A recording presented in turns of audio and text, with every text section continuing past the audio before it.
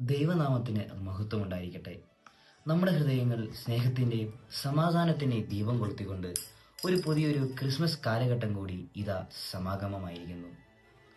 Christmas എന്ന് പറയുന്നത് ലോക ക്രൈസ്തവർക്ക് വെറുമൊരു ആഘോഷം മാത്രമല്ല, മറിച്ച് ലോകരക്ഷകനായ യേശുക്രിസ്തുവിന്റെ തിരുപ്പിറവിയുടെ ഓർമ്മ പുതുക്കൽ കൂടിയാണ്. ഈ പുണ്യദിനം നമ്മെ ഓർമ്മിപ്പിക്കുന്നത് എളിമയുള്ള പുൽക്കൂട്ട് ജനിച്ച ഉണ്ണി യേശുവിനെ പറ്റിയാണ്. ഈ ജനനം ദാരിദ്ര്യത്തിലും എളിമയിലും ഒതുങ്ങിയിരിക്കുന്നവർക്ക് പ്രത്യാശയുണ്ടെന്ന് നമ്മെ പഠിപ്പിക്കുന്നു.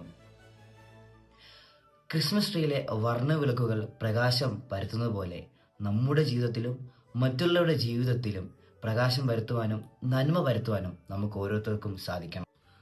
പുൽക്കൂടുകൾ ഒരുക്കിയും ക്രിസ്മസ് കേക്കുകൾ പങ്കുവെച്ചും ഗാനങ്ങൾ ആലപിച്ചും നാം ഈ ദിവസം സന്തോഷത്തോടെ കൊണ്ടാടുന്നു. ഈ പങ്കുവെക്കലിന്റെയും ഒത്തുചേരലിന്റെയും ചൈതന്യമാണ് ക്രിസ്മസിന്റെ ഒരു പ്രധാന ഘടകം എന്ന് പറയുന്നത്.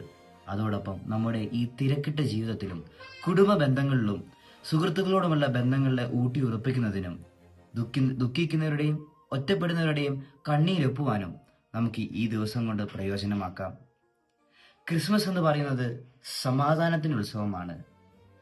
മനുഷ്യർ തമ്മിലുള്ള സ്നേഹബന്ധത്തിന്റെ പാലങ്ങൾ പണിയുവാനും നമ്മുടെ ഉള്ളിൽ നന്മയുടെയും സ്നേഹത്തിന്റെയും വിത്തുകൾ പാകുവാനും ലോകമെമ്പാടും നന്മയുടെയും സ്നേഹത്തിന്റെയും സമാധാനത്തിന്റെയും പൂക്കൾ വിടർത്തുവാനും നമുക്ക് ഓരോരുത്തർക്കും പരിശ്രമിക്കാം.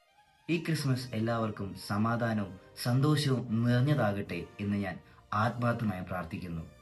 എല്ലാവർക്കും തിരുപ്പിറവിയുടെ ആശംസകൾ നേരുന്നു.